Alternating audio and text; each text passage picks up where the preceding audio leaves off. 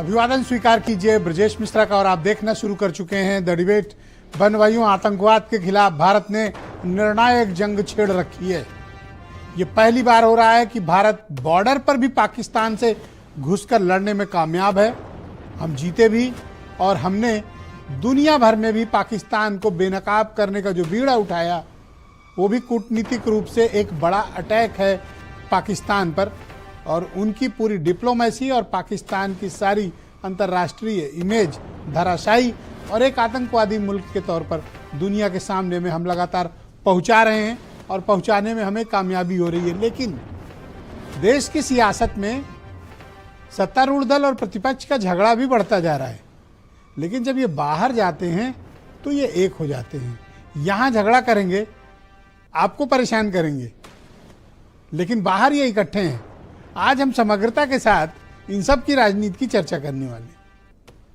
बहनों भाइयों, पाकिस्तान को भारत अंतर्राष्ट्रीय स्तर पर बेनकाब करने का बृहद अभियान चलाए हुए, और आज आपने हमारे प्रधानमंत्री को गुजरात की धरती से ऐलान करते सुना होगा कि पाकिस्तान को जो करारा जवाब भारत ने दिया है, अब पाकिस्तान उससे उभरने में उसे बहुत समय लगेगा और पाकिस्तान को आतंकवाद का रास्ता छोड़कर शांति और समृद्धि का रास्ता वहां के युवाओं को और वहां के लोगों को चुनना चाहिए।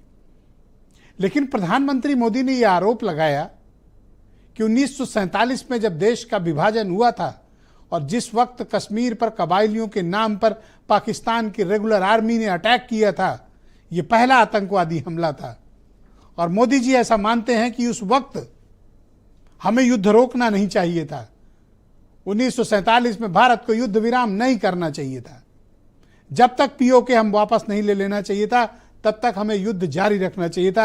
युद्ध विराम गलत हुआ और सरदार पटेल की इच्छा के खिलाफ हुआ। सरदार पटेल ये चाहते थे, ऐसा पीएम मोदी का दावा है, सरदार पटेल चाहते थे कि पीओके की वापसी तक युद्ध जारी रहना चाहिए था। लेकिन तत्कालीन नेहरू जी की सरकार नहीं जारी रख पाई युद्ध, और पीओके हमारे हाथ से निकल गया, जो आज पाकिस्तान के कब्जे में है। ऐसा मोदी जी मानते हैं। कांग्रेस पर तमाम आरोप भी लगाए, बीजेपी के दूसरे नेता भी आरोप लगाए। बहनों भाइयों, यहां देश में ये खूब लड़ रहे हैं। कोई किसी को पाकिस्तान परस्त कह रहा है, कोई किसी को ट्रंप परस्त कर रहा है। आजकल नई टर्मिनोलॉजी चली है, ये जब से ट्रंप सीज फायर वाला इशू हुआ है।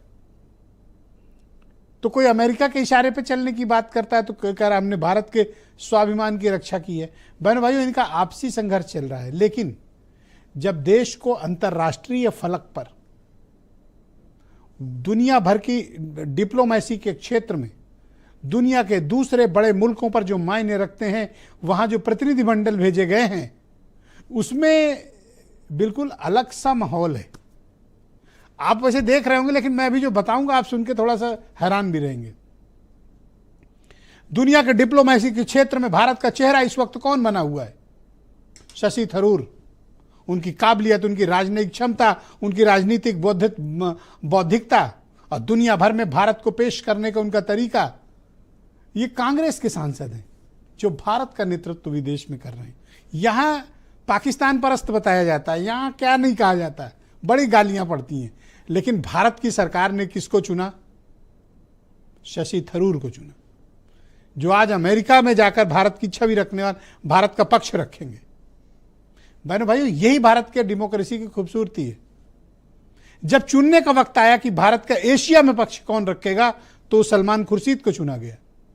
फॉर्मर एक्सटर्नल अफेयर्स मिनिस्टर, बहुत ज्ञानी व्यक्ति, और कूटनीति के क्षेत्र में, वैश्विक राजनीति में सलमान खुर्शीद का काफी जानकारी और वृहद इंफॉर्मेशन है, उनको भेजा गया। जब भेजा गया कि मिडिल ईस्ट में जो कतर और दूसरे मुल्कों में हमें अपना पक्ष रखना है, तो आपको जानकर हैरानी होगी, फार्मर कॉमर्स मिनिस्टर और कांग्रेस के member of parliament Anand Sharma को चुना गया। जब बात हुई कि मिडिल ईस्ट के दूसरे देशों में हमें अपने पक्ष को कैसे प्रस्तुत करना है, तो बहनों भाइयों, असदुद्दीन ओवैसी चुने गए। जब मिडिल ईस्ट में बात रखने की बारी आई कि मिडिल ईस्ट में हमें अपने पक्ष को कैसे प्रस्तुत करना है, मनीष तिवारी चुने गए, कांग्रेस के सांसद। फार्मर इंफॉर्मेशन ब्रॉडकास्टिंग मिनिस्ट्री, जिनका वैश्विक राजनीति में खासा दखल, अनुभव और कूटनीतिक क्षेत्र के माहिर माने जाते हैं। इतने पढ़े लिखे काबिल लोगों को भेजा गया विपक्ष की तरफ से। राजीव राय जैसे पढ़े लिखे व्यक्ति जिनका अंतर्राष्ट्रीय एक्सपोजर है, दुबई वगैरह तक में क्लास लेते हैं, एमपी हैं समाजवादी पार्टी, रूस भेजा गया उनको। बहनों भाइयों, यही वो बात है जो भारत की डेमोक्रेसी को खूबसूरती रखती है कि यहाँ हम भले एक दूसरे को सिर फोड़ें, पाकिस्तान परस्त बताएं, लेकिन जब हम वर्ल्ड डिप्लोमेसी की बात आती है तो हम उनका चयन करते हैं जो वाकई में काबिल हैं, श्रेष्ठ हैं, अच्छे वक्ता हैं और इस देश की छवि को, इस देश की कमान को देकर हम उनके साथ भेजते हैं। यही भारत के प्रति सच्चा प्रेम है। जो लोग भी असदुद्दीन ओवैसी पे आवाज उठाते थे, आज उनके सिर शर्म से झुके होने चाहिए।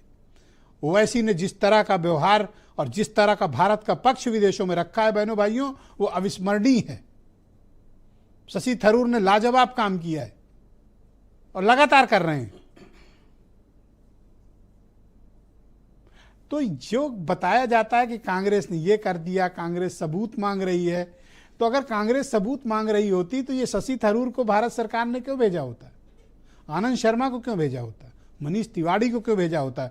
बहनों भाइयों, आप आम आदमी को यही राजनीति समझने की जरूरत है। जो आपको दिख रहा है दरअसल हो कुछ और रहा है। भारत सरकार की पूरी डिप्लोमेसी ही विपक्षी सांसदों के कंधे पे इस वक्त चल रही है।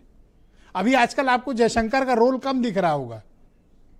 डिप्लोमेसी को कौन संभाल रहा है? मनीष तिवारी, आनंद शर्मा, असदुद्दीन ओवैसी, सलमान खुर्शीद, शशि थरूर, इनके हाथों में है। ये भारत के कूटनीति को आगे बढ़ा रहे हैं। यही वो राजनीति है जो आपने समझनी चाहिए। आप वैचारिक आधार पर, राजनीतिक आधार पर एक दूसरे का सिर फोड़ते हैं, तमाम बुरी बुरी बातें करते हैं और अपने व्यक्तिगत संबंध भी खराब कर लेते हैं। इनसे सीखने की जरूरत है कि कहना कुछ और है और करना वो है जो वाकई में जरूरी है।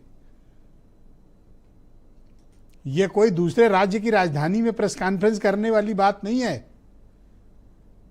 जब आप यूनाइटेड स्टेट में जाते हैं, न्यूयॉर्क में प्रेस कॉन्फ्रेंस करते हैं और भारत का नेतृत्व कर रहे होते हैं बहनों भाइयों, तो एक एक शब्द, कामा, फुल स्टॉप भी इंपॉर्टेंट होता है, क्योंकि आप डेलीगेशन का पार्ट हैं और कोई बात कहेंगे तो आपके वो चीज़ें दर्ज होती हैं और वो हमेशा कोट की जाती हैं कि आपने वहाँ ये कहा था, ये अधिकृत बयान है आपका।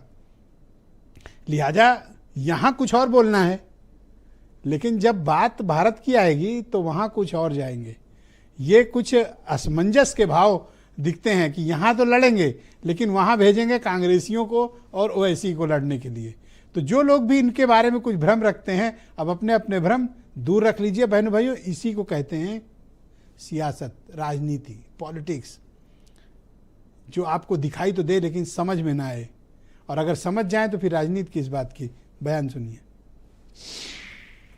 This is not the first time that India has been targeted by a terrorist attack from across the border. In the last few decades, there have been many shocking instances.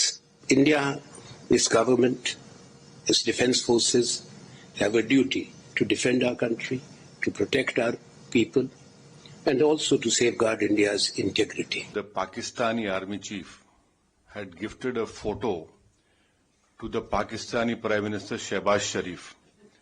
President of Pakistan was there, the Speaker of National Assembly was there. And these stupid jokers, they want to compete with India.